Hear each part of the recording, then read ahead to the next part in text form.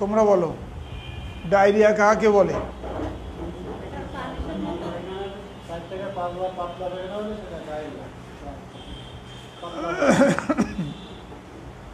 তুমি বললে যে তাগাই, যে এই মাঠের যত জমি দেখাচ্ছে সব আমার, কিন্তু তার তো দলিল দেখাতে হবে, তাহলে তো লোক মেনে নেবে না।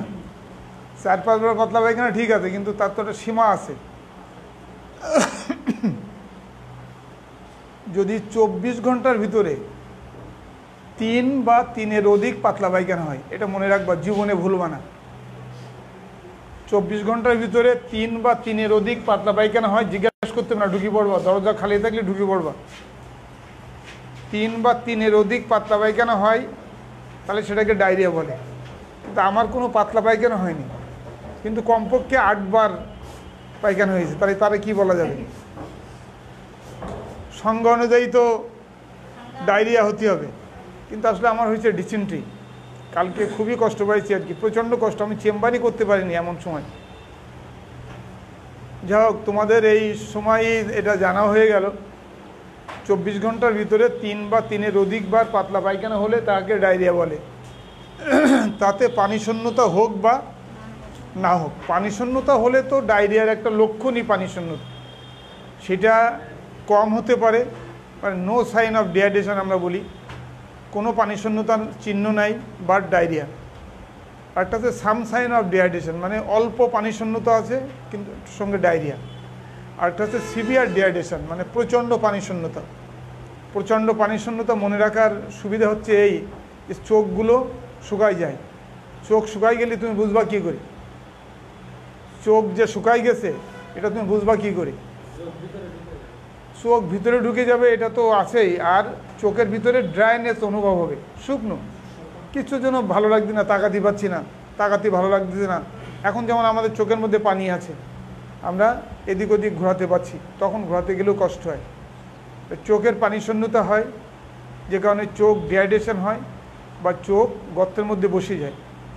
আর একটা জিনিস সবচেয়ে মনে রাখতে হবে, যে সিভিয়ার ডিহাইড্রেশনের বেলায়, আমি তোমাদের টপিক শুরু করিনি, এটা জাস্ট মনে পড়লো তাই বলছি আর কি।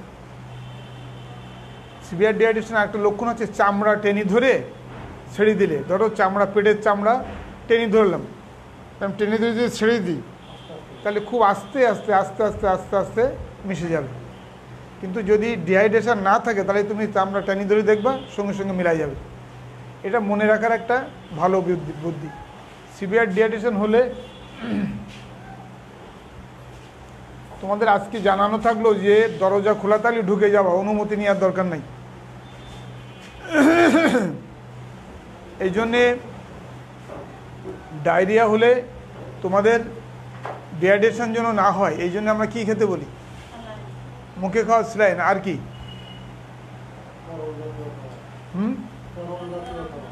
তরল জাতীয় খাবার তুমি খেলে, কিন্তু সেটা একটা হচ্ছে স্যালাইন গেল, আর কি? আসলে শোনো, ডায়রিয়া হলে কিছুই খাওয়া নিষেধ নেই, হ্যাঁ, কিছুই খাওয়া নিষেধ নেই। তাই বলে তুমি যদি বলো যে স্যার 2 সিংড়া খাবো, 2 চপ খাবো, এরকম বললে হবে না। তুমি এই পাশে যাও, দেখতে হবে যে সহজ পাচ্য কোন কোন খাবার। সহজ পাচ্য মানে সহজে হজম হয় এমন জিনিস, যেমন চিড়ের পানি, ডাবের পানি, খেসুড়ি খেতে বলা হয়। ফলের মধ্যে আপেল খেতে দেওয়া যায়, অনেকে বলে পাকা কলাও খাওয়া যায়, চিড়ির সঙ্গে মেখে খাওয়া যায়। পাকা কলাতে কিন্তু পায়খানা আবার কারোর বাড়ায়, সবারই বাড়াবে এমন কোনো কথা না, কিন্তু যাদের কনস্টিপেশন আছে, কনস্টিপেশন মানে কি? কোষ্ঠকাঠিন্য, যাদের পায়খানা কঠিন আছে, তাদেরকে বলা হয় যে প্রতিদিন কলা খাওয়া, পাকা কলা খাওয়া। তাই বলে আবার কাঁচকলা না, কাঁচকলা খেলে পায়খানা আবার কঠিন হয়ে যাবে। কাঁচকলাতে একটা বিশেষ ধরনের স্টার্চ আছে, স্টার্চ থাকার জন্যে ইন্টেস্টাইনের মোটালিটি এটা কমায় দেওয়ার কারণে পায়খানা কঠিন হয়ে যায়। এই জন্যে কাঁচকলা খাওয়া ডায়রিয়া হলে, পায়খানা কঠিন হওয়ার জন্যে। কাঁচকলা সিদ্ধ করে চিড়ের সঙ্গে খাইছো কোনোদিন? কাঁচকলা রান্না করবা আর চিড়ি ভিজাবা, চিড়ি ভিজালি ভাতের মধ্যে আর চিড়ির মধ্যে কোনো পার্থক্য আছে? ওই কাঁচকলা তরকারি চিড়ের মধ্যে মেখে কিনে খেয়ে বলবা, আমি তো 7 হাফ দিয়ে চিড়ি ভিজাই, চিড়ি ভালো করে ধুয়ে নিয়ে তারপর 7 আপ দিয়ে ভিজাই। খাওয়ার সময় আমার আর কোনো তরকারি কিছুই লাগে না, আর মিষ্টি মিষ্টি লাগে। এটা নতুন থিওরি। একা একা থাকলে দেখবা যে কত বুদ্ধি আসতেছে মাথায়, সব কাজ করবা, কোনো সমস্যা নেই। ডায়রিয়াতে সব কিছু খাওয়া যাবে, শুধু খেয়াল করতে হবে যে ভাজা পোড়া অতিরিক্ত মশলাযুক্ত খাবার যেগুলো মোটালিটি বাড়ায় এগুলো খাওয়া যাবে না। খুব মনে রাখার জিনিস। তাহলে তোমরা একটা বুদ্ধি দাও, উত্তর দাও আমার। একটা লোক একটা পুকুরের পাশে যেয়ে প্রচণ্ড অসুস্থ হয়ে পড়ছে ডায়রিয়ায়, তাহলে প্রচুর পানির পিপাসা তার। সে মনে করছে পুকুরের পানি খাবো। পুকুর পাশে গাছপালা আছে, গাছপালার পাতালতা পরে পুকুরের পানিটা খাওয়ার মতো নেই, নীল বর্ণ হয়ে গেছে। তাহলে ওই লোকটাকে ওই পানি খাবে না খাবে না? হ্যাঁ, কারা কারা খাবে না দলে হাত উঁচু করো। কারা হাত উঁচু করতে হবে মানে কি ভোট দেওয়ার মতো, মানে তোমরা হচ্ছে খাবে না দলে। আচ্ছা, তোমাদের ব্যাখ্যা দেখাও কেন খাবে না।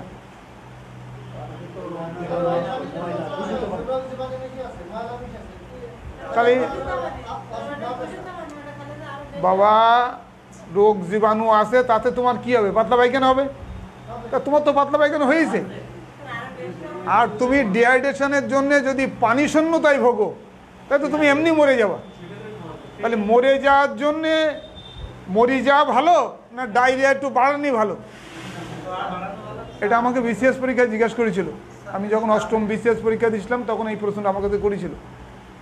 উত্তর হচ্ছে পানি খাওয়াতে হবে। সে পানি খারাপ হলেও খেতে হবে, কারণ তৃষ্ণার্ত যে তার ডিহাইড্রেশনটা তো আগে কন্ট্রোল করতে হবে।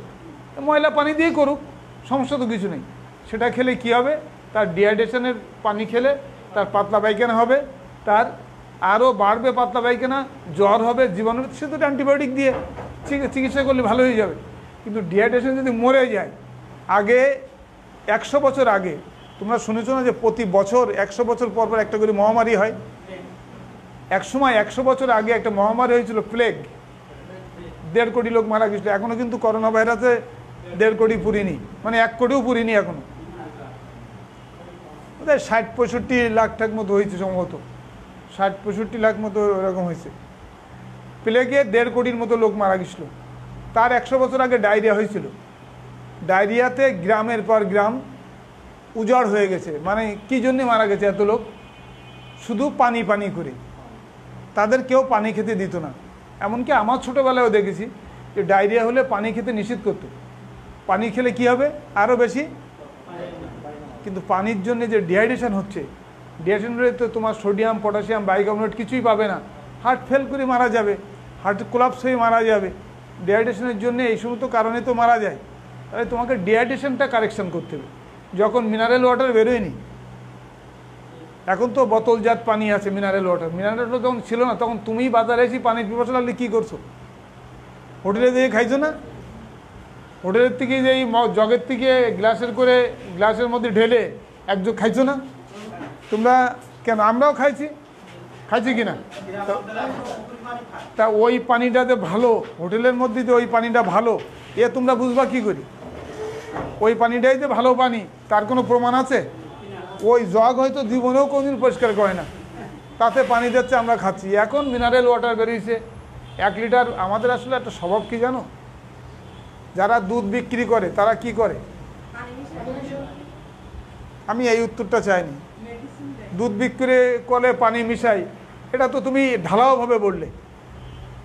ঢালাওভাবে কি সবাই দুধে পানি মিশায়? 2-1টা ভালো লোক কি নেই? 2-1টা ভালো লোক নেই যারা দুধে পানি মিশায় না, মেডিসিন মিশায় না। আমি বুঝাতে চাচ্ছি তোমাদের এই জিনিসটা, যে অসতের কদর বেশি। যে দুধ বিক্রি করে সে কি করে? সে বাড়ি বাড়ি যে দুধ বিক্রি করে। আর যে হারামজাদা মদ বিক্রি করে, তার ওখানে বাইরের লোক এসে মদ খেয়ে যায়। তাহলে দুধের চেয়ে মদের কদর বেশি না? মদ বিক্রি করতেছে, সে বাড়ির মধ্যে বসে আছে চুপচাপ, তুমি এসে কথা আমার 1 প্যাক দাও। আর যে বেটা কষ্ট করে দুধ বিক্রি করতেছে, সে কী করতেছে? লোকের বাড়ি বাড়ি যেই কতটুক তোমার 500, তোমার কতটুক 1 কেজি। তাহলে সে এরকম করে দুধ বিক্রি করতে। এই বেঞ্চে একজন আছে, এইটা আমাদের দেশের স্বভাব, এটা নিয়মেও তাই, অনিয়মটা এখন নিয়ম হয়ে গেছে। যে কারণে যে দুধ বিক্রি করে সে বাড়ি বাড়ি ঘুরে ভালো জিনিস, আর যে মদ বিক্রি করে তার বাড়ির লোকজন যায়। ভাবি দেখেছো কোনো এই কথাটা কতখানি সত্যি না?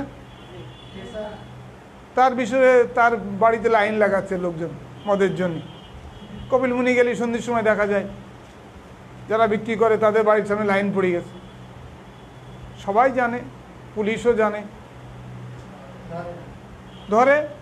মদের জামিন তো 7 দিনের মধ্যে হয়ে যায়, গাঁজা বিক্রি করার জামিন তো 7 দিনের মধ্যে হয়ে যায়, মার্ডার কেসের জামিনও 1 মাসের মধ্যে হয়ে যায়। জামিন তো বিচারকের কাছে, তাকে কনভিন্স করতে পারলেই জামিন হয়ে যাবে। তবে মদ গাঁজার জামিন যত তাড়াতাড়ি হয়, এত তাড়াতাড়ি অন্য কোনো জামিন হয় না। যাক গে, আমাদের কোন ক্লাস পর্যন্ত হয়েছিল তোমাদের কি তারপরে ক্লাস হয়েছিল? 42 হয়েছে?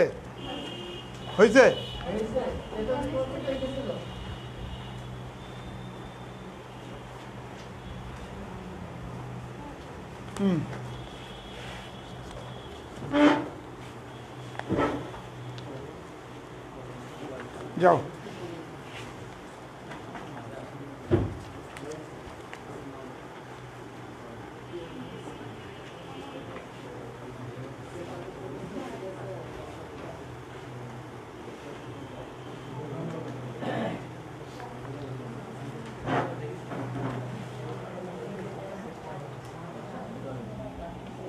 আচ্ছা, তাহলে আমরা 42 থেকে পড়বো না 43? অ্যাপেন্ডিক্স হয়েছে?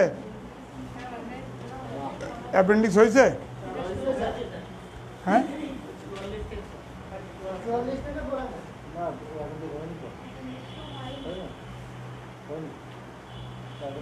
অ্যাপেন্ডিক্স যদি না হয়ে থাকে আমি সংক্ষেপে বলে দিচ্ছি, এত কঠিন তো কিছু না। আচ্ছা তোমরা শোনো, অ্যাপেন্ডিক্স তো তোমাদের আগেও একটা ক্লাসে আমি বলেছিলাম। অ্যাপেন্ডিক্স তো প্রত্যেকদিন ক্লাসে, হ্যালো, বলো।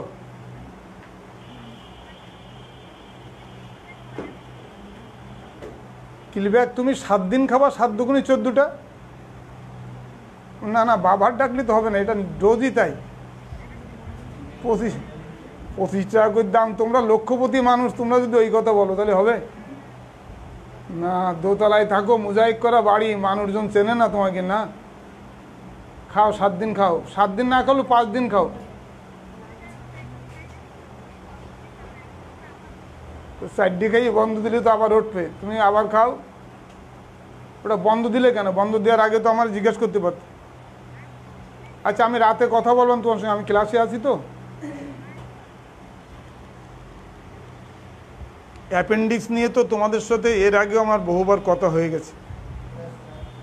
সমস্যা হচ্ছে, আমরা অ্যাপেন্ডিক্সটা তো সব লোকেরই আছে, ধনী গরিব, ছোট বড় সবারই আছে। কনজেনিটালি 2-1জনের অ্যাবসেন্ট থাকতে পারে, সেটা ভেরি রেয়ার। আবার 2-1জনের অ্যাপেন্ডিক্স খুব ছোট্ট থাকে, এই এতটুকু, এরকম 1/2 ইঞ্চিরও কম, এরকম অ্যাপেন্ডিক্সও পাওয়া যায়। অ্যাপেন্ডিক্স নাই এমন লোক পাতে গেলে তো তোমাকে স্ক্যান করতে হবে, সেটা তো আমাদের দেশে কোনো পরিসংখ্যান নাই। কারণ কি, অ্যাপেন্ডিসাইটিস এমনই একটা জিনিস যে এইটা নিয়ে কোনো স্ট্যাটিক্স হয় না, কোনো পরিসংখ্যান হয় না, তাই না? যদি মনে করে এখন স্টমাক সবার আছে কিনা একটা স্ট্যাটিক্স করি, তাহলে কেউ মেনেও নেবে না।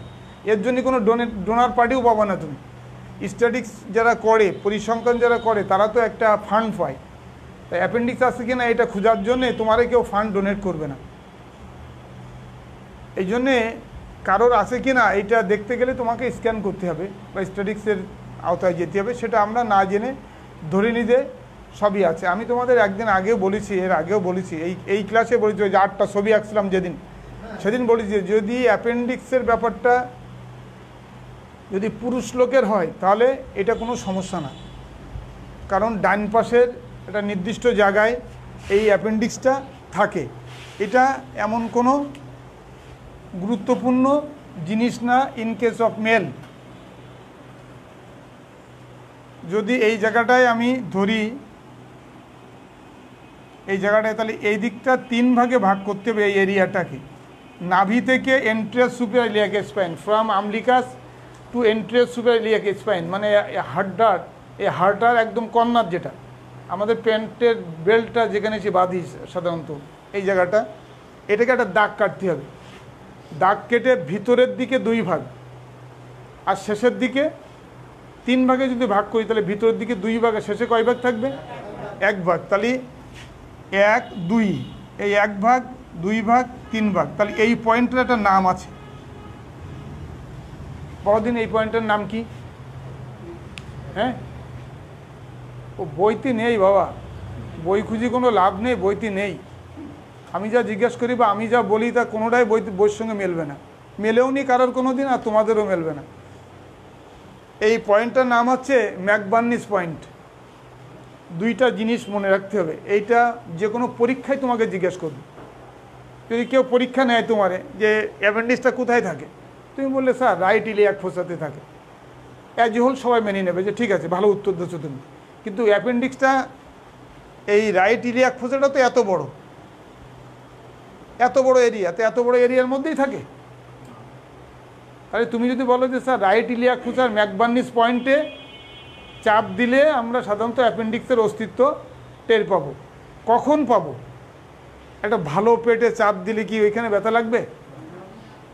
কিন্তু যদি অ্যাপেন্ডিসাইটিস হয়ে থাকে বা অ্যাপেন্ডিক্সের ব্যথা হয়ে থাকে, তাহলে এই জায়গাটায় চাপ দিলে আমরা ব্যথা পাবো। এইটার নাম হচ্ছে ম্যাকবার্নিস পয়েন্ট।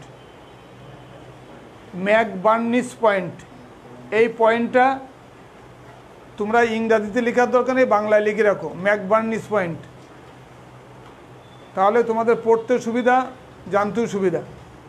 এই পয়েন্টটা যদি শুধুমাত্র অ্যাপেন্ডিক্স হয়, তাহলেই ওই জায়গাটা ফিল করা যাবে। কথাটা বোঝা গেছে কিনা? এই জায়গাটায় চাপ দিলে তো আমি অ্যাপেন্ডিক্সটা পাবো। যদি অ্যাপেন্ডিক্স হয়ে থাকে, অ্যাপেন্ডিসাইটিস যদি হয়ে থাকে, তাহলেই শুধু আমরা পাবো, তা নাহলে ওই জায়গাটায় কোনো ব্যথা পাওয়া যাবে না। এইটা হচ্ছে ইন কেস অফ মেল। তাহলে ইন কেস অফ ফিমেলে নিশ্চয়ই একটা ঝামেলা আছে, সেই জন্য আমি ইন কেস অফ মেল বলতেছি, যে মেলের বেলায় কোনো ঝামেলা না। ঝামেলা না আবার বলা যায় না, ঝামেলাও হতে পারে। কারণ কি, এখানে তো একটা কিডনি থাকে, তাই না? কিডনির থেকে ইউরিটারটা এই পথে নামে। এখন এই ইউরিটারের মধ্যে যদি কোনো জায়গায় স্টোন থাকে, স্টোন মানে পাথর পড়ে, তাহলেও কিন্তু এরকম ব্যথা হতে পারে। কিন্তু সেইটা রেয়ার। কারণ রেয়ার মানে কিডনি এখান থেকে এই পথ দিয়ে সাধারণত নামে, এত নিচে দিয়ে, কিন্তু অনেক সময় নামতে পারে। সেটা মাথার মধ্যে রাখতে হবে যে নামবে এমন কোনো কথা না, নামতে পারে। যদি ইউরেটার ওই পথ দিয়ে নামে, তাহলে ওখানে ব্যথা হলে আমাদের অনেক সময় চিন্তা করতে হয় যে কিডনির ইউরেটারের কোনো স্টোন হলো কিনা। তাহলে বুঝবো কী করে? ম্যাকবার্নিস পয়েন্টে চাপ দিতে হবে। আমরা যদি এইভাবে এখানে চাপ দিই, তাহলে অ্যাপেন্ডিসাইটিস হলে সে কী হবে? ব্যথা পাবে। সে ব্যথা পাবে। ব্যথা বলে আমরা বলবো যে তার সুস্থ মানুষের শোয়াই দেখো আজকে বাড়ি দিয়ে, সুস্থ মানুষ ওখানে চাপ দিলে ব্যথার কথা বলবে না। কিন্তু অ্যাপেন্ডিক্সের বেলায় ব্যথা পাবে। কারণটা কি? হলো ইনফেকশন। তাতে কী হয়েছে? হ্যাঁ, অ্যাপেন্ডিক্স না, তাও মনের মতো হচ্ছে না, পছন্দ হচ্ছে না। কথাবার্তা হচ্ছে ঠিকই, কিন্তু পছন্দের মতো হচ্ছে না। আসলে অ্যাপেন্ডিক্স তো নামই হচ্ছে অ্যাপেন্ডিক্স, কিন্তু যদি ওতে ব্যথা হয়, তাহলে আমরা ওটারে কি বলি? হ্যাঁ, অ্যাপেন্ডিসাইটিস। এই যে TIS যোগ আছে, কোনো অর্গানের বেলায় কোনো ডাক্তার, কোনো কাগজওয়ালা যদি TIS যোগ করি তোমাদের সামনে কোনো শব্দ বলে, তাহলে বুঝতে হবে যে সেখানে কোনো ইনফেকশন হতে যাচ্ছে, ইনফেকশন হয়ে যায়। যেমন সেলুলাইটিস, এটা এখানে হতে পারে, কোমরে হতে পারে, পিটি হতে পারে, যে কোনো জায়গায় সেলুলাইটিস, টিআইএস আছে। যেমন অ্যাপেন্ডিসাইটিস, টিআইএস আছে। যেমন ব্রোঙ্কাইটিস, যেমন ফ্যারিনজাইটিস, যেমন ল্যারিনজাইটিস, যেমন অটাইটিস, কানের ইনফেকশন হলে অটাইটিস বলি, যেমন টনসিলাইটিস, সব জায়গায় দেখো টিআইএস আছে না? অর্কাইটিস রোগ হলে না, যে শব্দগুলো শেষে টিআইএস যোগ করা থাকবে এটা কোনোদিন ভোলা যাবে না।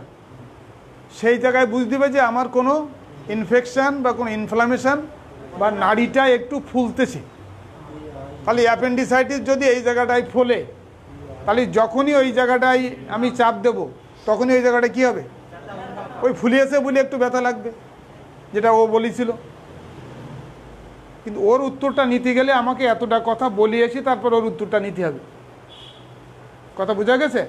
এটা হচ্ছে ইন কেস অফ মেলের বেলা। কিন্তু ইন কেস অফ ফিমেলের বেলায় সমস্যাটা কি? ইন কেস অফ ফিমেল, আমি কেন এইভাবে বলতেছি যে মেলের বেলায় কোনো সমস্যা নেই কিন্তু ফিমেলের বেলায় সমস্যা কেন, এ কারণটাও আমি তোমাদের ক্লাসে বলেছিলাম। ওই প্রথম দিন বলেছিলাম, কিন্তু তোমরা মনে রাখোনি। তাদের আরও অনেক অর্গান থাকতে পারে না, থাকে। যেমন সেটা কি, এখান থেকে তার জরায়ুটা থাকে, জরায়ু থাকলে এখান থেকে ফ্যালোপাইন টিউব আসে এই জায়গায়, এখানে ওভারি থাকে।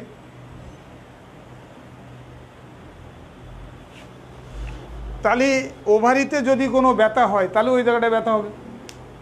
এই ফ্যালোপাইন টিউবে যদি কোনো ব্যথা হয়, ঠিক আছে, তাহলে ওইখানে ব্যথা হতে পারে।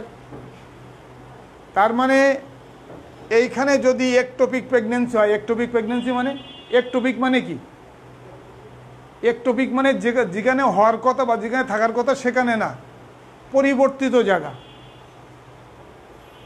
স্থানান্তরিত জায়গা। চোখ থাকার কথা এই জায়গায়, কিন্তু কারো চোখ যদি বুকে থাকে তাহলে এরে বলতে হবে একটোপিক আই, মানে চোখ যেখানে থাকার কথা সেখানে। তো জরায়ুর মধ্যে যদি বাচ্চা আসে, সেই বাচ্চা থাকার কথা জরায়ুর ভিতরে, এই ফ্যালোপাইন টিউবের মধ্যে 24 ঘন্টা থাকবে। 24 ঘন্টা পরে এসে জরায়ুর মধ্যে দাঁড়াই যাবে। এটা হচ্ছে নর্মাল ধর্ম, নর্মাল বাচ্চা কাচ্চা আসার ধর্ম হচ্ছে এইটা। কিন্তু কেউ যদি এখানে না যে এই জায়গাটাই বসে থাকে যেখানে ফার্টিলাইজেশন হয়েছিল, তার মানে স্বামী স্ত্রীর মিলনের ফলে এখান থেকে স্পার্ম যায়, এখান থেকে স্পার্ম আসে, আর এই ওভারির থেকে একটা ওভাম আসে, এদের এইখানে দেখা হয়, এইখানটাতেই দেখা হয়। এটাকে আমরা বলি ফার্টিলাইজেশন, নিষিক্তকরণ বাংলায় বলে। তার মানে ওই জায়গাটাই মিলিত হয়, মানে বাচ্চাটা ফর্মেশন হচ্ছে ওইখানে। এটা হওয়ার পরে 24 ঘন্টা পরে এটা যেই জরায়ুর গায়ে লেগে যাবে, 24 ঘন্টা পরে। আরে বাবা, সব পাশে হয়, এটা আমি এক পাশে দেখাচ্ছি, এটা যে কোনো পাশে হতে পারে। এইটা যদি এখান থেকে 24 ঘন্টার মধ্যে এখানে না যায়, এইখানেই বড় হতেই থাকে, সেটাকে বলি আমরা একটোপিক প্রেগনেন্সি। মানে যেখানে হওয়ার কথা সেখানে হয়নি, আর এক জায়গায় হয়েছে। এইটা অনেক সময় প্রচণ্ড ব্যথা হয়, প্রচণ্ড ব্যথা, মানে এত ব্যথা যা কল্পনা করার মতো না। আর রাপচার হয়ে গেলে এটা যদি ফেটে যায় তাহলে তো রক্তশূন্যতা হয়ে মারাই যাবে 24 ঘন্টার মধ্যে যদি অপারেশন না করা হয়। 24 ঘন্টাও লাগবে না, 6 ঘন্টার মধ্যেই অপারেশন করতে হবে ব্লাড দিয়ে, তাহলে রুগী মারাও যায়। কারণ হচ্ছে এই ওভারিয়ান আর্টারিটা, এটা আলাদা কঠিন জিনিস, অ্যাবডোমিনাল অ্যাওর্টার ব্রাঞ্চ। তাহলে আমরা এই জায়গাটা যদি একটোপিক প্রেগনেন্সি হয় তাহলে ওইখানে ব্যথা হতে পারে, পারে তো। আবার ওভারিতে যদি ওফোরাইটিস হয়, ওই যে টিআইএস আছে, ওফোরাইটিস, তাহলে ওইখানে ব্যথা হতে পারে, ঠিক আছে। যে কারণে এই জায়গাটা যদি ইন কেস অফ ফিমেল হয় তাহলেই হচ্ছে ঝামেলা। অ্যাপেন্ডিক্স হতে পারে, ওভারিতেও হতে পারে, মানে বিভিন্ন জায়গায় হতে পারে। তাহলে এখান থেকে পরিত্রাণের উপায় কি? আল্ট্রাসাউন্ডও করি, কিছু পাওয়া গেল না। আল্ট্রাসাউন্ডও করতে চাচ্ছেও, দিলাম একটা আল্ট্রাসাউন্ডও করি। আল্ট্রাসাউন্ডতে দেখা যাচ্ছে সব পিকচার নর্মাল, এইখানে বাচ্চা এসে দাঁড়াইছে কি না এটাও বোঝা যাচ্ছে না। তখন কি করবো? আল্ট্রাসাউন্ড করার মতো পয়সা নেই সে পার্টির কাছে, এমনও তো হতে পারে। আমি বললাম যে একটা আল্ট্রাসাউন্ড করে আসবেন। বললো স্যার আল্ট্রাসাউন্ড তো করার আপনার ফি দেবো 300 টাকা, আর পথ খরচ 100 টাকা, 400 টাকা নিয়ে এসে আল্ট্রাসাউন্ড করার তো টাকা নিয়ে আসনি। তখন কি হবে? যদি অ্যাপেন্ডিসাইটিস হয়ে থাকে তখন নর্মালি ওষুধ দিলে তো খুব একটা বেশি লাভ হবে না, বরং অ্যাপেন্ডিক্স আরও ক্ষতিগ্রস্ত হতে পারে, আরও ব্যথা বাড়তে পারে, অনেক ঝামেলা হতে পারে। তাহলে কি কাজ করলে আমি মোটামুটি ধরে নিতে পারি যে এটা অ্যাপেন্ডিসাইটিস হয়েছে, অন্য কোনো কিছু মানে অ্যাপেন্ডিসাইটিস হয়েছে, কোনো একটোপিক প্রেগনেন্সি হয়নি? আমাদের বড় ভয় তো ওইটা নিয়ে, একটোপিক প্রেগনেন্সি নিয়ে, বিশেষ করে বিবাহিত মেয়েদের। অবিবাহিত মেয়ে হলে তোমার এত চিন্তা করতে হবে না। যে মেয়ের বিয়ে হয়নি তার যদি ওইখানে ব্যথা হয় এত বেশি চিন্তা করার, তার অনেক চিন্তা দূর হয়ে গেল, কারণ ওর পেটে বাচ্চা আসেনি, ওর তো বিয়ে হয়নি। তাহলে একটা ঝামেলা মিটে গেল, আমাদের একটোপিকের ঝামেলা মিটে গেল, ওপরাইটিসের ঝামেলা মিটে গেল। তাহলে বোঝা যাচ্ছে এটা অ্যাপেন্ডিসাইটিস। কিন্তু যদি বিবাহিত হয়, পয়সা নেই আল্ট্রাসাউন্ড করার, তখন কি করতে হবে? পয়সা আছে 100 টাকা, ইউরিন কি পরীক্ষা?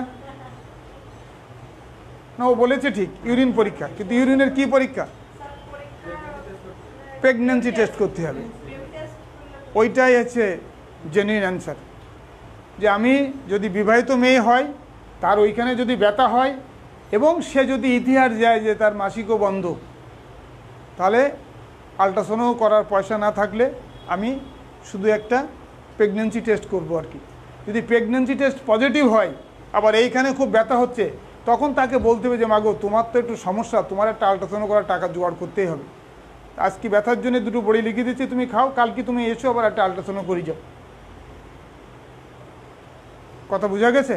তাহলে যদি ম্যারিড ওম্যান হয়, তার ডান পাশের ওই জায়গাটায় যদি ব্যথা হয় এবং তার মাসিক যদি বন্ধ হয়, আর সে যদি বলে যে না স্যার আমার প্রতি মাসে মাসে মাসিক হয়, কিংবা আমি পিল খাই, কিংবা আমি ইঞ্জেকশন দিই 3 মাস পর পর, তাহলে আমার এরকম হওয়ার সমস্যা না। অনেক মহিলা আসে বলে যে স্যার আমি তো, আমার স্বামী বিদেশে থাকে, মালয়েশিয়ায় থাকে, 3 বছর মালয়েশিয়ায় থাকে, তাহলে তো আমার ওই প্রশ্নগুলো আসতেছে না। তখন আমি ধরে নেব যে এটা অ্যাপেন্ডিসাইটিস। অ্যাপেন্ডিসাইটিস সম্পর্কে সবাই তোমাদের ক্লাস নেবে, সবাই তোমাদেরকে পড়াবে, সবাই তোমাদেরকে সাইন সিমটম লক্ষণ এই সমস্তগুলো বলবে এবং চিকিৎসা জানাই দিয়ে যাবে। এটাই তোমাদের কাজ, এটাই যে ক্লাস নেবে তার সেই ডাক্তারেরও কাজ আছে এইটাই, যে অ্যাপেন্ডিক্স কী, কেন হয়, লক্ষণ কি, চিকিৎসা কী। কিন্তু আমি যে কথাগুলো তোমাদের মাথার মধ্যে ঢুকাই দিলাম, এইটা হচ্ছে যারা প্র্যাকটিস করে খাবা। ওষুধের দোকান আছে, বাপের ঘের বেড়ি আছে, তাকেই শুনতে হবে না। কিন্তু যারা মনে করবে যে না আমরা প্র্যাকটিস করে খাবো, আমাকে 2 পয়সা আয় রোজগার করে খেতে হবে, তাদের আমার এই কথাগুলো মনে রাখতেই হবে। এগুলো কোনো বইতে নেই কি? তাহলে এই কথাগুলো ভালো না? আমি লক্ষণ বুঝিয়ে অ্যাপেন্ডিক্স হলে এখানে ব্যথা হয়, বমি হয়, জ্বর হয়, চিকিৎসা কি, অপারেশন করে নেবা, অ্যাপেন্ডিক্স শেষ হবে? তাহলে এই কথাগুলো তো অপূর্ণ রয়ে যাবে। এই কথাগুলোই তো তোমাকে জানতে হবে অ্যাপেন্ডিসাইটিস সম্পর্কে। তা নাহলে অ্যাপেন্ডিক্সের শুধু লক্ষণ, শুধু চিকিৎসা এসব তো জানাই কোনো লাভ নেই। কারণ তোমার ওইখানে ব্যথা হলে তোমার মাথার মধ্যে খেলবে ওই অ্যাপেন্ডিক্স। অ্যাপেন্ডিক্স সারা রুগী একটোপিক প্রেগনেন্সিতে রাপচার হয়ে মরিয়ে যাচ্ছে, তুমি কত অ্যাপেন্ডিক্স, স্যার অ্যাপেন্ডিক্স হয়েছে কী করবো? কারণ আমার কাছে তো সব ফোন আসে মাঝে মাঝে, স্যার অ্যাপেন্ডিক্স হয়েছে কী করবো? এবার অ্যাপেন্ডিক্স তুই বুঝলি কী করি? রুগী পুরুষ না মহিলা? কয় পুরুষ। তাহলে ঠিক আছে তুই আয়, চলে আয়, নিয়ে আয়। যদি কয় মহিলা তাহলে ওর স্বামীর সহ নিয়ে আয়। কারণ এই প্রশ্নগুলো না জিজ্ঞেস করলে বা এই প্রশ্নগুলো জানা না থাকলে তুমি উত্তর দিতে পারবে না। অতএব এই কথাগুলো এখন জানতেই হবে। আর এখন তো কথায় কথায় কেস হচ্ছে, ডাক্তারদের নামে কেস হচ্ছে, ক্লিনিকের নামে কেস হচ্ছে, ক্লিনিক র্যাব যেই তালা মারি যাচ্ছে, ডাক্তারদের ধরি হাজতে বাড়াই যাচ্ছে, মোবাইল কোর্ট বসে, এ তো প্রতিদিনকারই চিত্র। যে কারণে এখন ডাক্তারি করতে গেলে একটু চিন্তাভাবনা করেই তোমাকে করতে হবে। বিশেষ করে যারা দাঁতের ডাক্তার, চোখের ডাক্তার, কোনো ডিগ্রি ফিগ্রি নেই, ওই পাশ ঘুরে চিকিৎসাপত্র শিখিয়ে চলে আইছে, তোমাদের আজিজুলের কাছ থেকে এই সার্টিফিকেটটার কেন গুরুত্ব জানো? এই কারণেই যে তুমি প্রথম ধাক্কা, প্রাথমিক ধাক্কা যেটা, এটা এই সার্টিফিকেটে ম্যানেজ হয়ে যাবে। স্যার আমার তো একটা সার্টিফিকেট আছে, হ্যাঁ এই সার্টিফিকেট আমরা মানি না। আপনারা মানেন না তো অনুমোদন দিলেন কেন? সিভিল সার্জন মহোদয় অনুমোদন দিয়েছে কী জন্য? ডিজি মহোদয় অনুমোদন দিয়েছে কেন? তারা অনুমোদন দিয়েছে বলে তো আমরা কিনে পড়তে গেছি, তারা অনুমোদন না দিলে তারা আমরা যাইনি। তখন তারা বলবে যে না এদের কথারও যুক্তি আছে, তাহলে তোমার জেল জরিমানাটা হইল না। কিন্তু বলি দিলে যে না তোমার এতে ডাক্তারি আর করা যাবে না, অন্য অন্য চেষ্টা করো। অন্তত এটুকখানি বলে দেবে, এটুকখানি বাঁচার সুযোগ তোমার এই সার্টিফিকেটটাতে থাকবে। আর যদি কোনো আকাশ কুকাশ করি ফেলো তাহলে তো কোনো সার্টিফিকেটেই খুলবে না, আমার সার্টিফিকেটেও খুলবে না, আমার সার্টিফিকেটেও তখন খুলবে না। যে জন্যে সবসময় একটা জিনিস মনে রাখতে হবে। যেমন আমি এই প্রসঙ্গে একটা ছোট্ট গল্প বলছি। বুকে ব্যথা, এটা কিন্তু এই টপিক না, এটা শুনে নাও। বুকে ব্যথা যদি বাম পাশে হয় তাহলে ডান পাশের তুলনায় এটাকে গুরুত্ব দিতে হবে বেশি। একটা লোক বলছে আমার ডান পাশের বুকে ব্যথা, এই তুই দুটো ব্যথার বড়ি খাকি যা, কি একটা ব্যথা সাপোজিটরি ব্যবহার কর। এইটা বলা যত সহজ, কিন্তু সেই লোকটা যদি বলে আমার বাম পাশের বুকে ব্যথা করছে, ব্যথাটা আমার চোয়ালের দিকে আসতেছে বা ঘাড়ের দিকে আসতেছে বা হাতের দিকে যাচ্ছে, এই পয়েন্টগুলো মনে রাখবা।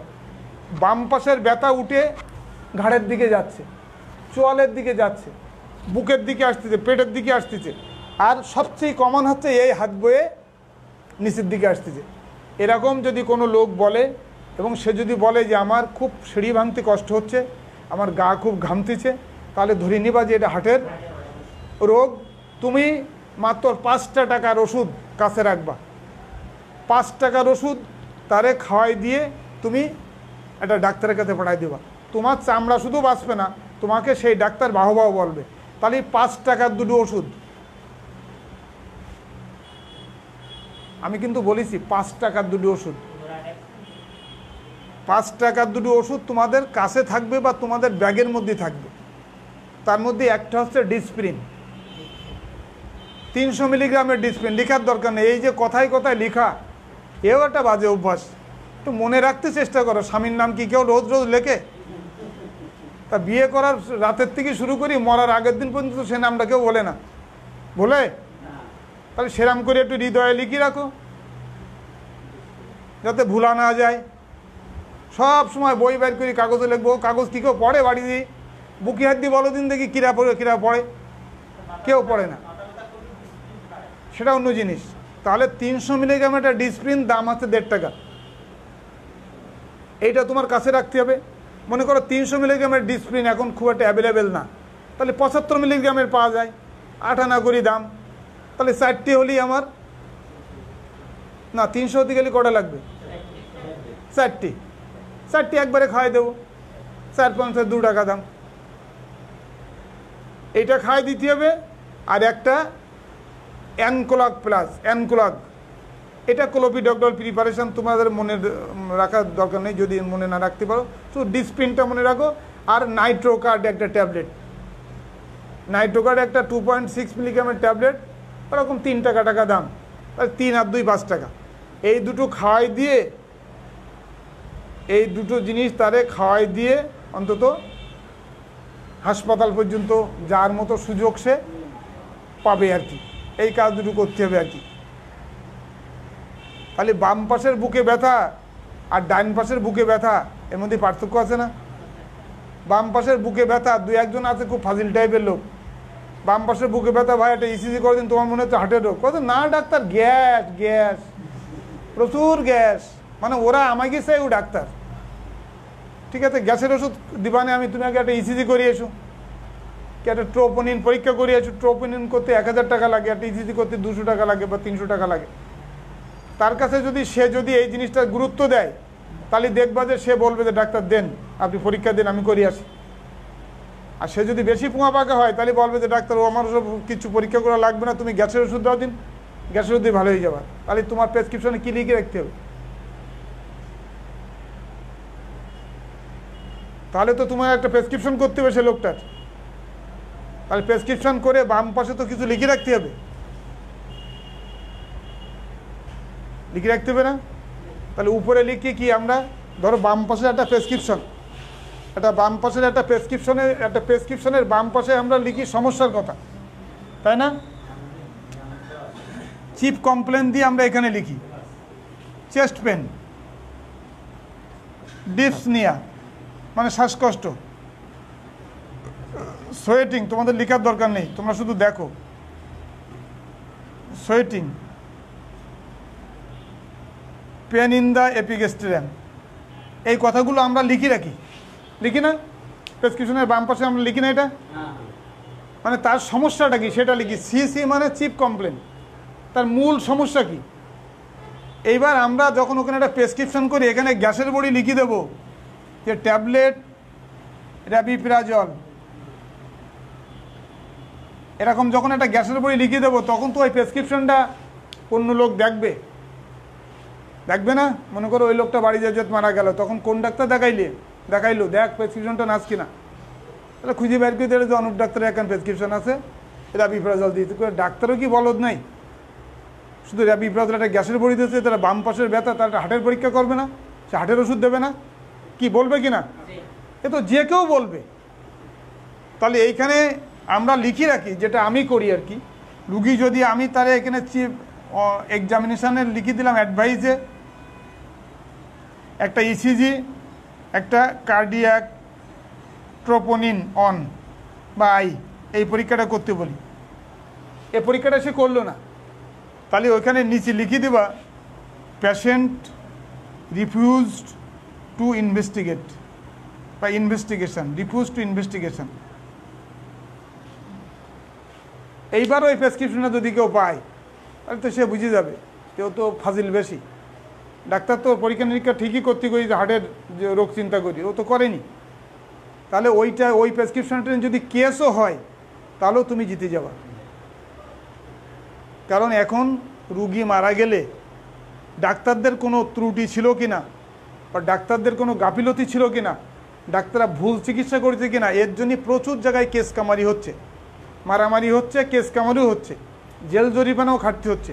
এই জন্যে এই কাজটুকানি লেখা থাকলে আর কোনো ভয় নেই। আমি তো করতে বলেছিলাম, পেশেন্ট করে নাই, আমার কি দোষ, আমি তো করতে বলছি। যাই হোক, আমরা অন্য কথার থেকে অন্য কথা চলে গেলাম। এইটা অ্যাপেন্ডিক্সের বেলায় তাহলে আমরা এই জিনিসটা মনে রাখবো যে কথাগুলো আমরা বললাম। এবার নর্মালি একটা অ্যাপেন্ডিক্সের কি কি লক্ষণ হতে পারে সেটা তোমাদের একটু জানতে হবে। লেখার দরকার নেই, কেউ লিখে না, তোমরা শুধু শোনো।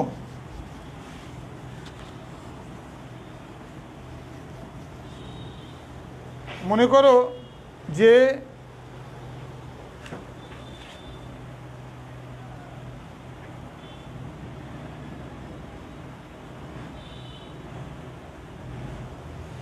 এটা হচ্ছে নাভি,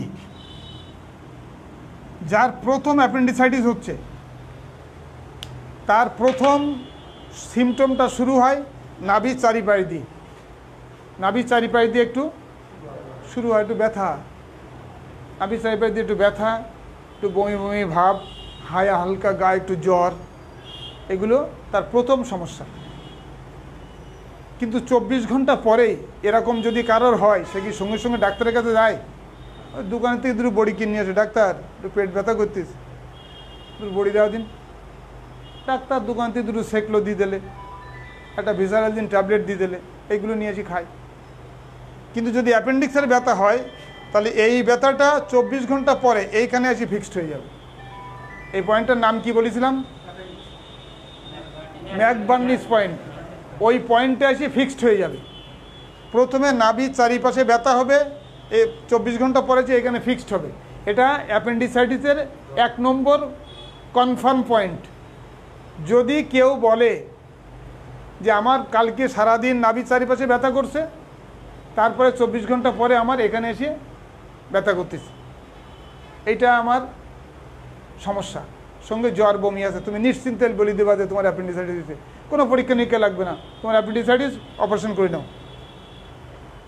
মনে করো ওই লোকটা বললো যে ডাক্তার এখন অপারেশন করা সম্ভব না, ইটের ভাটায় যাবো, দাদন নেওয়া হয়ে গেছে, এখন আর কোনো মতে দেরি করা যাবে না, ইটের ভাটার থেকে ইট কাটাই আসি, পরের বছর কাটবো, এবছর কাটার কোনো সুযোগ নেই, তুমি ওষুধপত্র দাও। আমার কাছে রুগী আছে, প্র্যাকটিক্যাল, প্র্যাকটিক্যাল, তারা বলে ভাটার থেকে দাদন নিছি, এই কার্তিক মাসে আসলেই চলে যেতে হবে, এখন ডাক্তার অ্যাপেন্ডিক্স কাটার কোনো সময় নেই। তাহলে তোমাদের একটা চিকিৎসা দিতে হবে তার, তখন তোমরা তার একটা চিকিৎসা দিবা। চিকিৎসা দেওয়ার পরে এই লোকটার 1 বছর পরে কিংবা 1 মাস পরে, রিমেম্বার ওয়ান থিং, এই জিনিসটা আমার মাথার মধ্যে ঢুকায় রাখতে হবে, 1 বছর পরে কিংবা 1 মাস পরে ওই লোকটা যদি আবার তোমার কাছে ব্যথা নিয়ে আসে, তখন সে কিন্তু নাভির চারিপাশের কথা আর বলবে, বারবার তো একটা কথা বলবে না, তখন কিন্তু সরাসরি ব্যথাটা প্রথম যখন হয়েছিল তার জীবনের প্রথম, তখন সে প্রথমে এইখানের কথা বলেছিল, পরে এখানে যে ফিক্সড হয়েছে। কিন্তু ওই লোকটা দাদন নিয়ে গেছে ভাটায়, পরের বার আসি করলে ডাক্তার ব্যথা তো আগে এগিন করি এগিন হইল, এখন সরাসরি এগিন ব্যথা করতে, তার মানে আজ যার জায়গা নেই, এখন কাটতেই হবে। তাহলে সেকেন্ড টাইম যদি কেউ অ্যাপেন্ডিসাইটিসের ব্যথা নিয়ে আসে, তাহলে সে ব্যথাটার কথা বলবে ম্যাকবার্নিস পয়েন্টে, তখন আর সে বমির কথা বা এই জায়গার কথা বলবে না। তখন যদি তারে বলা হয় যে তোমার তো একটু অ্যাপেন্ডিক্সের সমস্যা আছে, হ্যাঁ ডাক্তার 1 বছর আগে আমি আইলাম, আমারও ডাক্তার কইলো অ্যাপেন্ডিসাইটিস হয়েছে, ঠিকই কইছ, না এবার আর দেরি করা যাবে না, এবার কাটি ফেলবো। এইগুলো হচ্ছে মনে রাখার। অ্যাপেন্ডিক্সের ট্রিটমেন্ট আমি লিখে দিচ্ছি, কিন্তু এটা এমন মারাত্মক কিছু না, অ্যাপেন্ডিক্সের চিকিৎসা এমন মারাত্মক কিছু না। অ্যাপেন্ডিক্সের একমাত্র নিশ্চিত, নির্ভেজাল, নির্ভাবনার কাজ হচ্ছে অপারেশন করা, অপারেশন করে অ্যাপেন্ডিক্স কেটে ফেলে দেওয়া। তাহলে যে লোকটা এইখানে ব্যথা নিয়ে প্রথম দিন আসলো, খুব বেশি বমি করতেছে, খুব ব্যথা, অথচ অপারেশন করতে রাজি না, তার চিকিৎসা কি? এই একটা চিকিৎসা।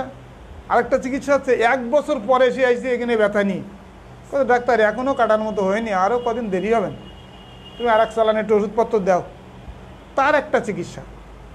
এই দুটো চিকিৎসা তোমাদের মনে রাখতে হবে, এটা আমি লিখে দিচ্ছি আর কি। যেহেতু তোমাদের মেডিসিন যখন পড়ানো হবে তখন তোমরা এর ক্লাস পাবা, এখন আমি শুধু লিখে দিই, তোমরা দেখে যাও, তোমাদের লিখে নেওয়ার দরকার নেই, তোমরা মেডিসিনের যখন পড়া হবে তখন আবার তোমরা এটা ক্লাস পাবা। যে লোকটা নাভির চারিপাশে ব্যথা নিয়ে আইছে, 24 ঘন্টা পরে এখানে ফিক্সড হয়েছে, তার বমি আছে, জ্বর আছে, তাকে তো তুমি মুখে কিছু যাবে কেন? বমি হচ্ছে তো, খালি তো আবার বমি করো, তাহলে তখন তাকে কিছু না খাওয়ানোর চিকিৎসাটা দিতে হবে। সেটা কি?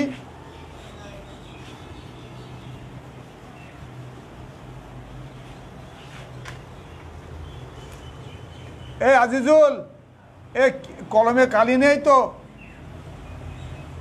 নাথিং বাই মাউথ,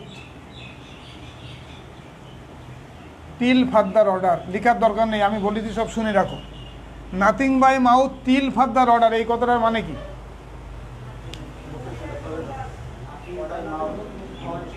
হ্যাঁ,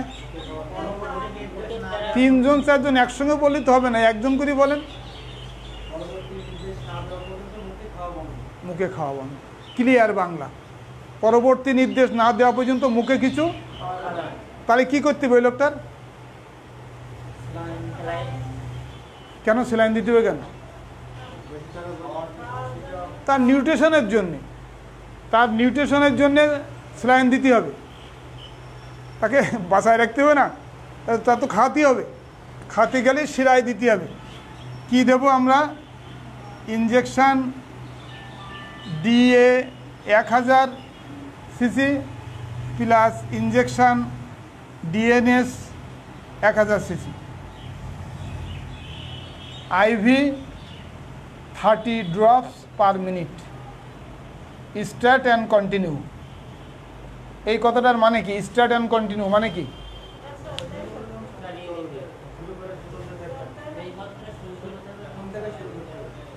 এখনই শুরু করতে হবে এবং টু বি কন্টিনিউ, না বলা পর্যন্ত এটা একবার এইটা, একবার এইটা, একবার এইটা, একবার এইটা, একটার পর একটা অল্টারনেটিভ ওয়েতে চলতেই থাকবে যতক্ষণ পর্যন্ত ডাক্তার মুখে খাতি না দেবে। গেল তো? এটুকখানি বোঝা গেছে কিনা? এতে কোনো সমস্যা নেই তো? এইটুকখানি কাজ যারা গ্রাম্য প্র্যাকটিস করে তারা সবাই করে বা করা উচিত বা জানা উচিত। সে জানলো না, ডাক্তারের কাছে আসলো, ডাক্তার লিখে দিলে, রুগী বলে কি ডাক্তার হাসপাতালে ভর্তি হতে পারবো না, বাড়ি দাও আমাকে, আবু বকর ডাক্তার আছে ওর দিয়ে নেবেন। আবার আবু বকর ডাক্তারের বাড়ি গড়ের ডাঙ্গা, চাঁদখালি গড়ের ডাঙ্গা, ফতেপুরীর আগে। ও আমি ফোন করি আবু বকরের কাছে, ওর ফোন নম্বর আমার কাছে, তুই পারবি নি তো? জি স্যার, আপনি দিয়ে দেন, ছাড়িয়ে দেন, আমি দিয়ে দেবেন। তার মানে এই স্যালাইনটা আবু বকর ডাক্তার দেবে, ওই রুগী হাসপাতালে থাকবে না। এই সঙ্গে প্রথমে আমার একটা অ্যান্টিবায়োটিক শুরু করতে হবে, ট্রাইজোন 1 গ্রাম আইভি। 1 গ্রাম আইভি মানে কি? 1 গ্রাম আইভি মানে কি? শিরায় দিতে হবে 1 গ্রামের ইঞ্জেকশন। এটা কি লিখলাম? 1 vial IV start and daily for 5 days। মানে রোজ শুরু করো এবং রোজ একটা করে পাবে 5 দিন। তাহলে এটা গ্রাম্য ডাক্তার দিয়ে দেয়া নেবে, তাহলে স্যালাইন আর অ্যান্টিবায়োটিকটা গেল। তাহলে বাকি থাকলো কি? চিকিৎসা আপনারাই বলবেন, আমি লিখবো শুধু। আজিজুল একটু পানি দিও, বলেন। এরপরে কি আছে? ব্যথা বমি।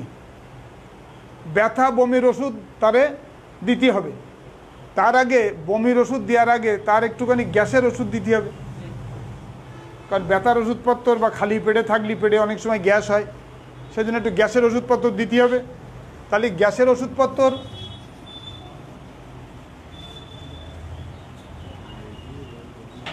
চা আছে দাও, আমার আবার ক্লাস আছে তো 4টে থেকে 6টা। আবার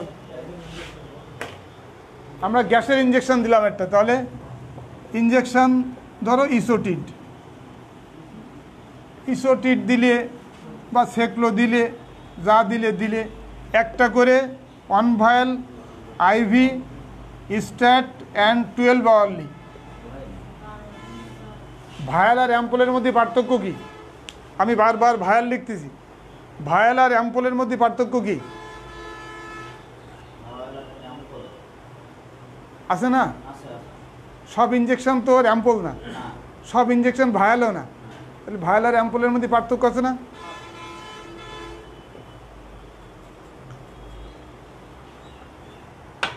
এ কি বইতে লেখা আছে? তাহলে বই বের করি আমার ক্লাস শোনার মানেটা কি? না না, আমি সবাইরে বলি আর কি, যে তাহলে আমার ক্লাসের সময় বই বের করি মানেটা কি? বইতে তো কিছু নাই, খালি বের করা। কারণ আমার কথা কোনো দিন বইয়ের সঙ্গে মেলবে না, বইতে কিচ্ছু নেই আমার কথা। তাহলে ভায়াল আর অ্যাম্পল, এই প্রশ্নটা মনে জাগে না? মানেটা কি? অ্যাম্পল মানে হচ্ছে যার মাথা লম্বা, যে ইঞ্জেকশনের মাথা লম্বা। বাংলা বুঝেন, যে ইঞ্জেকশনের মাথা লম্বা, যেমন টোয়াডোলিন ইঞ্জেকশন, ডাইক্লোবেন ইঞ্জেকশন, এফিনাক ইঞ্জেকশন, এদের সব মাথা লম্বা, এরম করে ভেঙে নিতে হয়, ঠিক কিনা? ওইটা হলো বলে অ্যাম্পল। আর ভায়াল মানে যা জল দিয়ে গুলতে হয়, যার বাটিয়ে বা বাড়িয়ে, যার মুখে টেপ লাগানো আছে, টেপটা তুলে ফেলতে হবে, তুলে ফেলে তারপরে পানি দিয়ে। ভুল হবে? আর ভুল হবে? তাহলে এইটা হচ্ছে অ্যাম্পল আর ভায়ালের মধ্যে পার্থক্য। তাহলে 1 vial IV start and 12 hourly, তার মানে একটা এখন শুরু করবে এবং 12 ঘন্টা পর পর দেব। কতদিন? ধরেন কমপক্ষে 3 দিন, 3 days।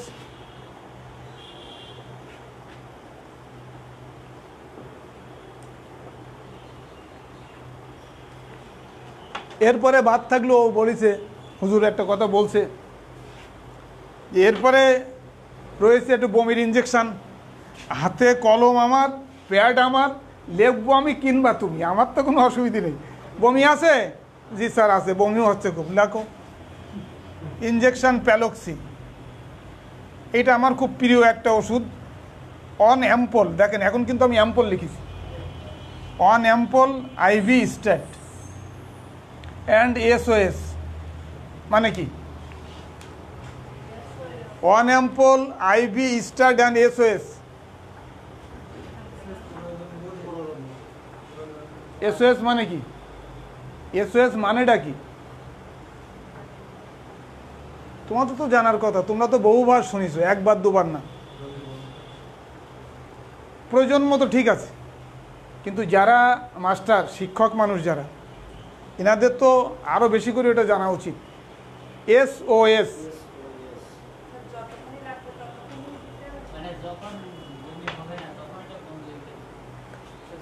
আরে বাবা, তোমরা বাইরের জিনিসটা ভাবো। সবসময় এই ডাক্তারি ভাবনা ভাবলে তো হবে না, এই জগতের বাইরের জগৎ ভাবতে হবে। SOS একটা অ্যাব্রিভিয়েশন, যেমন MBBS, bachelor of medicine and bachelor of surgery. ওই রকম যেমন MBBS একটা অ্যাব্রিভিয়েশন, SOS একটা অ্যাব্রিভিয়েশন। SOS মানে সেভ আওয়ার সোল। এই শব্দটার আবিধানিক অর্থ হচ্ছে সেভ আওয়ার সোল। এটা তো ইংরাজি কথা, বাংলায় কি হবে? প্রাণকে রক্ষা করো, আত্মাকে বাঁচাও। তাহলে কারা বলে এসব? আত্মাকে বাঁচাও, এটা কারা বলে? এসব BCS এর প্রশ্ন, BCS এর ভাইবার প্রশ্ন। ডুবন্ত জাহাজ, মহাসাগরে একটা জাহাজ ডুবে যাচ্ছে, তারা কি করে? তাড়াতাড়ি SOS পাঠায়। আশেপাশের যেখানে যত জাহাজ আছে ওদের আন্তর্জাতিক কোড আছে, সেই কোডে দিলে সঙ্গে সঙ্গে সমস্ত জাহাজ সবাই জেনে যাবে যে অমুক জায়গায় একটা জাহাজ ডুবে যাচ্ছে। সোলাদানা বাজারের পাশে একটা জাহাজ ডুবে যাচ্ছে, এটা পাইকগাছার একটা জাহাজ শুনতে পাইছে, তাহলে সে কি দাঁড়ায় থাকবে? সে তীরের মতো ছুটে যাবে সেইখানে, যে তাদের জীবন বাঁচাবে। টাইটানিক যেভাবে বাঁচাইছিল, টাইটানিক থেকে বহু লোক বেঁচেছিল এইভাবে সেবার সোলের কারণে। ডুবন্ত জাহাজ, ডুবন্ত ওই যে জীবন্ত আগ্নেয়গিরির পাশে যারা গ্রামগুলো আছে, যারা আশ্রয় পায় না, এরা SOS পাঠায়। প্লেনে আগুন লেগেছে, যে কোনো এয়ারপোর্টে জরুরি ভিত্তিতে SOS পাঠায়। আমাদের একটা প্লেন পাইকগাছার মাথার পরে আগুন লেগেছে, সে তো চাইবে তার নিকটস্থ কোনো এয়ারপোর্টে নামার জন্যে। এটাকে যদি যশোর এয়ারপোর্ট পর্যন্ত যেতে হয় তাহলে হয়তো প্লেন থাকবে না, তাহলে এর একটা এয়ারপোর্ট আছে কপিলমুনি, তাহলে কপিলমুনির কাছে SOS পাঠাবে, ভাই আমার জাহাজে প্লেনে আগুন ধরেছে, আমি এখনই ল্যান্ড করব, তা নাহলে আমার যাত্রী প্লেন কিছুই বাঁচবে না। এইগুলো হচ্ছে SOS, এগুলো হচ্ছে আন্তর্জাতিক কোড। SOS এটা ডাক্তারি পরিভাষায় ব্যবহার করতে হয় কেন সেটা আমি পরে আসতেছি, কিন্তু এটা হচ্ছে আন্তর্জাতিক একটা কোড SOS। এভাবে মোবাইলে ভূমিকম্প হলে, মানে আসল কথা হচ্ছে যে প্রয়োজনের সময়, জরুরি প্রয়োজনের সময় জীবন বাঁচানোর জন্যে যারা বিভিন্ন মানে কোড পাঠায় তাদেরকে বলে SOS। কি বোঝা গেছে? এইটা ডাক্তারি ভাষায় কেন আসলো? মনে করো আমি এই অর্ডারটা দিয়ে রাতে ঘুমাতে গেছি, এই বমির ইঞ্জেকশনটা দিয়ে সিস্টারে বললাম যে ইঞ্জেকশনটা এখন দিয়ে দেন, দিয়ে আমি বাসায় চলে আসলাম ঘুমাতে, বমি কমেনি, তার সিস্টার কি আবার আমার বাসায় আসবে ডাকতে? তাহলে এমন কিছু ওখানে লিখতে হবে যেটা আমার সিস্টার বুঝতে পারে যে আমি ডাক্তারকে না ডেকে এই জিনিসটা করতে পারি কিনা। তখন দেখলে যে পাশে লেখা রয়েছে SOS, তার মানে ও যেটা বলছিল প্রয়োজন হলে এই একটা ইঞ্জেকশন দিলাম তাহলে তো বমি কমলো, তাহলে আরেকটা দিতে পারি আমি এখন, কারণ ডাক্তার তো বলে যে প্রয়োজন হলে আবার এটা দিও। তাহলে সিস্টার আমাকে বিরক্ত করবে না, আমাকে ডাকবে না। এটা ডাক্তারি ভাষায় SOS। ডাক্তারি ভাষায় SOSটা আছে এই কারণে। গুরুত্বপূর্ণ সময় আমি 5টা, যে বিশেষ করে যারা এন্ডিন খাই, এন্ডিন খাওয়ার রেট পুরুষের তুলনায় মহিলাদের ভিতরে একটু বেশি, মহিলাদের মধ্যে আবার বিবাহিত তুলনায় অবিবাহিতরা একটু বেশি, এগুলোর স্ট্যাটিস্টিক্সে তাই বলে। তাহলে মহিলা রুগী যদি হয়, সেই রুগীদের অ্যাট্রোপিন ইঞ্জেকশন দিতে গেলে একটা মহিলার সিস্টার হলে ভালো হয়।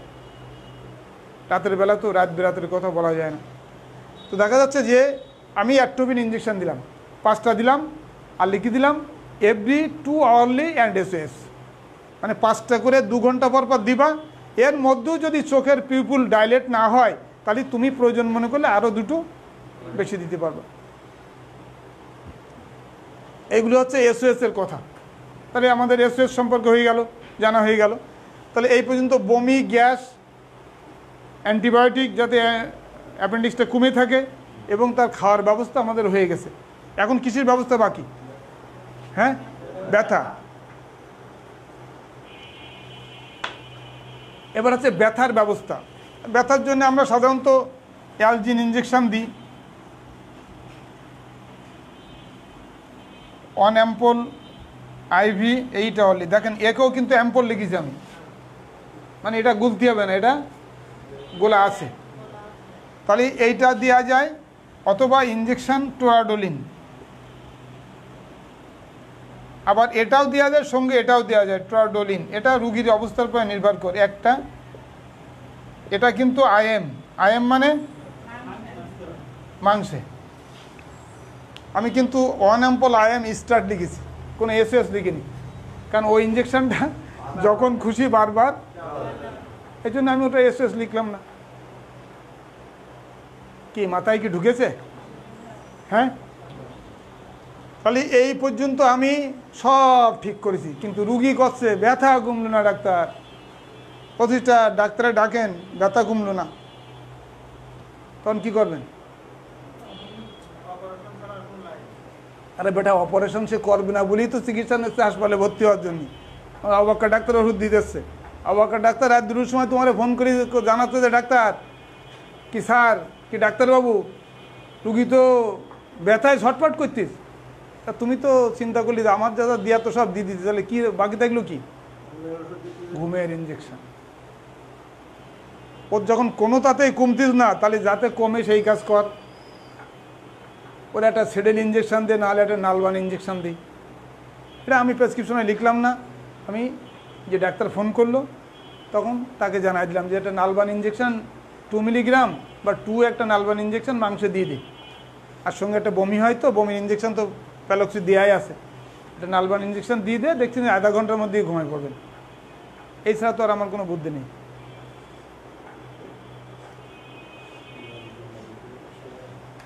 হ্যাঁ হ্যাঁ, এই যে IV লিখেছি, সেলাই দিতে না। তার অর্থ এই না যে এটা মাংস দেওয়া যাবে না। অ্যালজেনেও মাংস দেওয়া যায়, কিন্তু প্যালক্সি কোনো সময় মাংস দেওয়া যাবে না। প্যালক্সি শুধুমাত্র শিরার জন্য।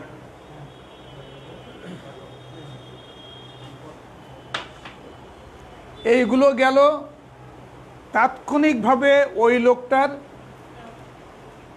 চিকিৎসা। সে 2 মিনিট আছে, আর আপনার আমার ক্লাসে আর 2 মিনিট বাকি আছে। যাই হোক, আমি ওটা শেষ করে দিয়ে যাচ্ছি। মনে করেন এইটা গেল তার ইমার্জেন্সি চিকিৎসা। এই ইমার্জেন্সি চিকিৎসা নিয়ে সে সুস্থ হয়ে গেল, মোটামুটি সুস্থ হয়ে ভাটায় চলে গেল। ভাটার থেকে বাড়ি এসে 1 বছর পরে আসি বলতেছে, ডাক্তার অ্যাপেন্ডিক্স তো এখনও কাটতে পারিনি, তা আরও কদিন দেরি হবে, একটু কাটতে ঠাটতি, তার একটু ওষুধপত্র টত্র দাও। আমার রুগীরা কিন্তু আমি যেরকমভাবে কথা বলতে ঠিক এইভাবে কথাবার্তা বলে। বেশিরভাগ কয়রা রুগী আমার, তারা রাত্রেবেলা ফোন করে, ও ডাক্তার আমি ফতের মা। তা কি সমস্যা কি? কেন তোমার ফতের দেখাই নিয়ে এলাম না 3 সপ্তাহ আগে? তুমি কইলে যে এই ওষুধ খালি এরাম এরাম হবে না, 3 সপ্তাহ পরে তোমার ফোন করতি। আমি সেই ফতের মা। কি ওষুধ দিলাম, ওষুধের নাম বলো। তা তো কইতে পারবো না। এই হচ্ছে আমার রুগী। আমার প্রত্যেকটা রুগী রাত 2টার আগে ফোন করে না। এটা প্রতিদিনকার একটা অভ্যাস হয়ে গেছে আমার। 2টো, 1:30, সর্বনিম্ন 12টা। দিনের বেলা কনে ছিলে?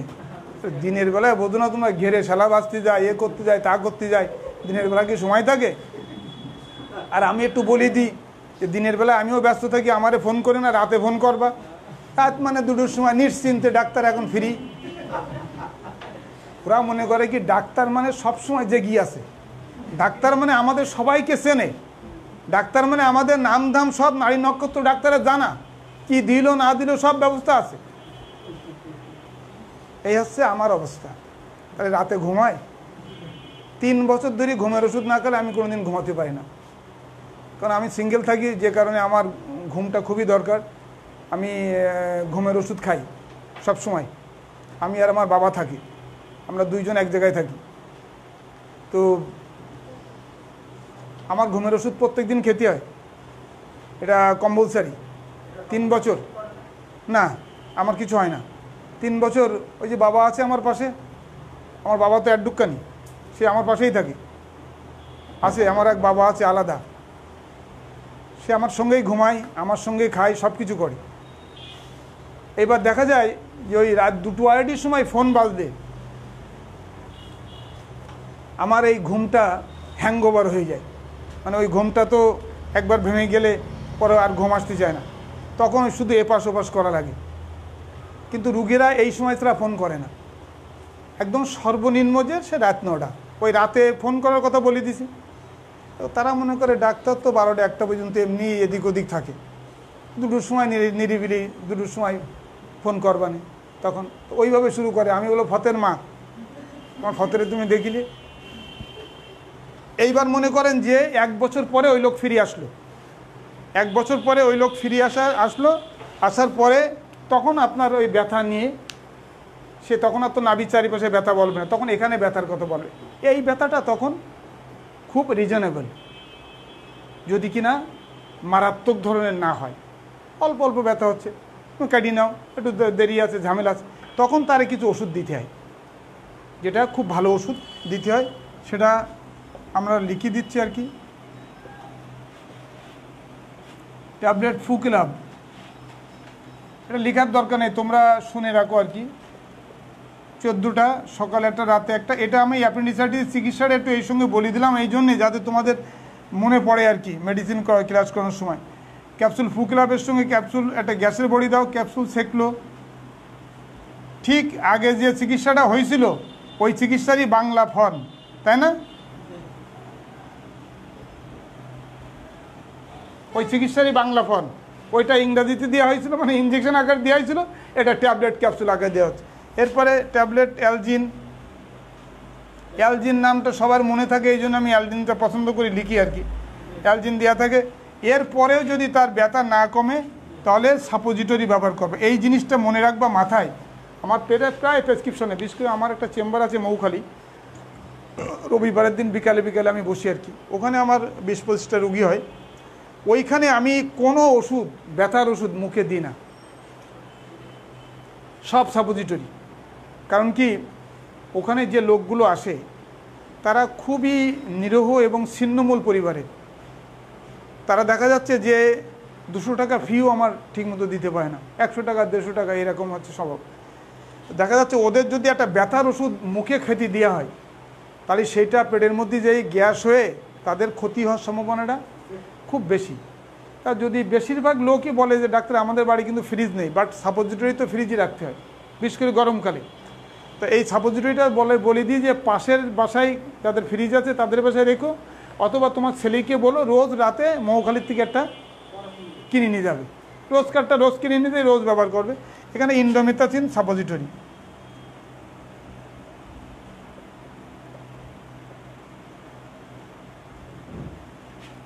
এটা 100 মিলিগ্রাম, 7টা সাপোজিটরি। মানে কি, রোজ একটা মলদ্রব্য ব্যবহার করতে হবে।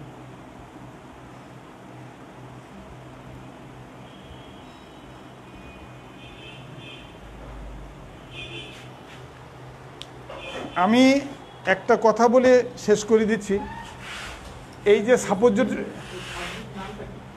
এটা ইন্ডোমেথাসিন গ্রুপের ওষুধ, ইন্ডোমেট সাপোজিটরি।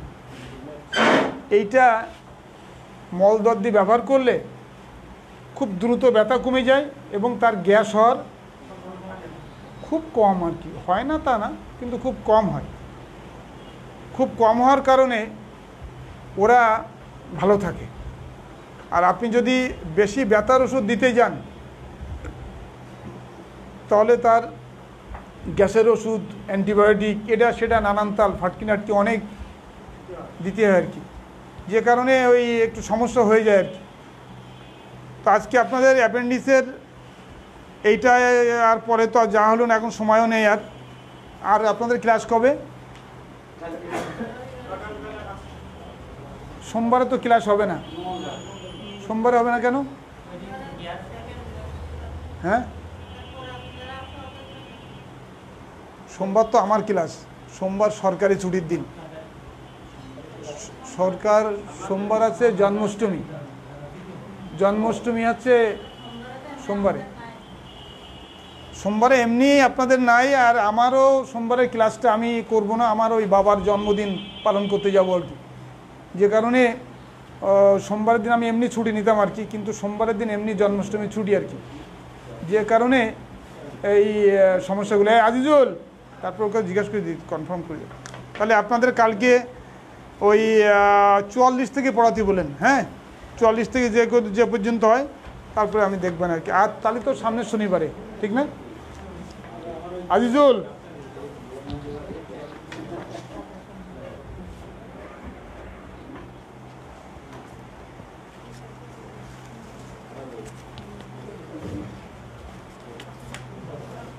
বলছি কি, তাই তোমার সোমবার বন্ধ থাকবে তো? সরকারি ছুটির দিন যেহেতু বন্ধ থাক। হ্যাঁ, তুমি তো জানতে না, আমি তোমার মনে করাই না দিলে।